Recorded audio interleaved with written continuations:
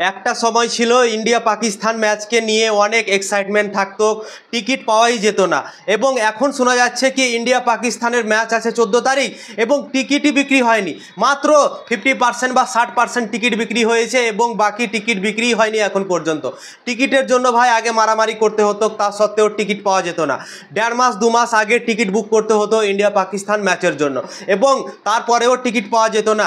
অনলাইনে যখনই টিকিট ছাড়া হতো 3-4 ঘন্টার মধ্যে আউট অফ স্টক হয়ে যেত, পাওয়াই যেত না টিকিট। কিন্তু এখন টিকিট অ্যাভেলেবেল আছে কিন্তু কেউ নিতেই চাইছে না। কেন সেটা হচ্ছে? দুটো অনেক বড় কারণ আছে। একটা তো ইন্ডিয়া পাকিস্তানের সমস্যা এখন চলছে, পেহেলগামতে যে হামলাটা হয়েছিল প্রায় 26-27 জনের মৃত্যু হয়ে গেছিলো, সেটার একটা ব্যাপার আছে। এবং একটা ব্যাপার আছে কি ইন্ডিয়া আর পাকিস্তানের মধ্যে যে লড়াই আগে চলতো, হাড্ডাহাড্ডি ম্যাচ দেখতে পাওয়া যেত, ইন্ডিয়া অনেক আগে চলে গিয়েছে এখন এবং পাকিস্তান অনেক নিচে নেমে গিয়েছে। ইন্ডিয়া বিশ্বের 1 নম্বর দল এখন। টি-20, টেস্ট, ওয়ানডে সব জায়গায় দুর্দান্ত ক্রিকেট খেলছে টিম ইন্ডিয়া। টিম ইন্ডিয়া চাইলে একসঙ্গে 3-4টা দল ক্রিকেট খেলতে পারে 3-4টা দলের সাথে। কিন্তু পাকিস্তান আগে যেরকম দল ছিল সেরকম দল কিন্তু এখন আর তারা নেই। তারা এখন ভালো ক্রিকেট খেলতে পারছে না। ভারত যে লেভেলের ক্রিকেটটা এখন খেলছে, পাকিস্তান ভারতের হাফ লেভেলও ক্রিকেট খেলতে পারে না। তো এই দুটো ব্যাপার আছে ইন্ডিয়া পাকিস্তান ম্যাচকে নিয়ে। তো 14 তারিখ মানে আর 2 দিন বাকি আছে ইন্ডিয়া পাকিস্তান ম্যাচ শুরু হতে এবং 2 দিন আগে খবর পাওয়া যাচ্ছে কি ইন্ডিয়া পাকিস্তান ম্যাচের জন্য টিকিটই ভাই বুক করছে না কেউ। এবং ইন্ডিয়াতে অনেক চর্চা চলছে ইন্ডিয়া পাকিস্তান ম্যাচের জন্য। সেটা চর্চা আগে ম্যাচ দেখার জন্য হতো, ঠিক আছে, এবং এখন চর্চা চলছে কি এই ম্যাচটা কিভাবে বন্ধ করা যায়, এই ম্যাচটা যেন না হয়। একটাই মাত্র কারণ, ইন্ডিয়া পাকিস্তানের সমস্যা হয়েছিল, পেহেলগামতে হামলা হয়েছিল, সেই ঘটনাকে নিয়ে এই ম্যাচটা না হলে ভালো হয়, এটা নিয়ে সব আলোচনা করছে এবং সব বয়কট করার চেষ্টা করছে, ঠিক আছে।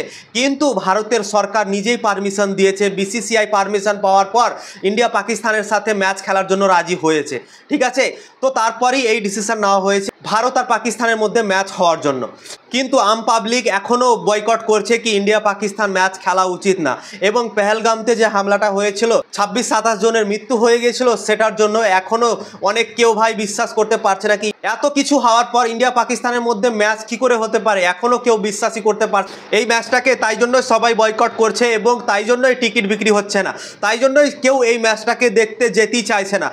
খাস করে ভারতের যে দর্শকগুলো পুরো বিশ্বতে থাকছে, ধরো কেউ থাকছে দুবাইয়ে, অনেক কেউ থাকছে অন্যান্য জায়গাতে, অন্যান্য দেশ থেকে ইন্ডিয়া পাকিস্তান ম্যাচ দেখার জন্য আগে পৌঁছে যেত, ঠিক আছে, যতই খরচা হোক না কেন সেই ম্যাচটা দেখার জন্য অনেক ইন্টারেস্টিং থাকতো তারা। কিন্তু যে ঘটনাটা ঘটেছিল প্রায় 6 মাসও হয়নি, তার আগে যে ঘটনাটা ঘটলো সেই ঘটনাটার জন্য মনে হচ্ছে কি ইন্ডিয়া পাকিস্তান যেদিন ম্যাচ হবে সেদিন ভাই স্টেডিয়াম ফাঁকাই থাকবে, এরকম মনে হচ্ছে দেখে। কেননা টিকিটই বিক্রি হচ্ছে না, টিকিট এখনও সোল্ড আউট হয়নি, ঠিক আছে, এখনও টিকিট অ্যাভেলেবেল আছে কিন্তু টিকিট কেউ কিনতেই চাইছে না।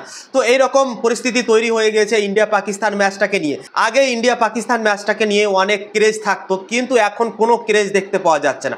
ক্রেজ দেখতে পাওয়া যাচ্ছে কিন্তু ক্রেজ অনেকটা হাফ হয়ে গেছে। আগে ধরো 100% ক্রেজ থাকতো কিন্তু এখন মনে হচ্ছে 50% ক্রেজ হয়ে গেছে। 50% লোক এক্সাইটমেন্ট হয়ে আছে এই ম্যাচটা দেখার জন্য এবং 50% লোক এই ম্যাচটাকে বয়কট করছে এবং অনেক কেউ বলছে কি এই ম্যাচটা আমরা দেখবই না, এরকমও বলছে, ঠিক আছে। তো এই পরিস্থিতি তৈরি হয়ে আছে ইন্ডিয়া পাকিস্তান ম্যাচকে নিয়ে। এখন পর্যন্ত টিকিটই সোল্ড আউট হয়নি। তো তোমরা ভাবতে পারছো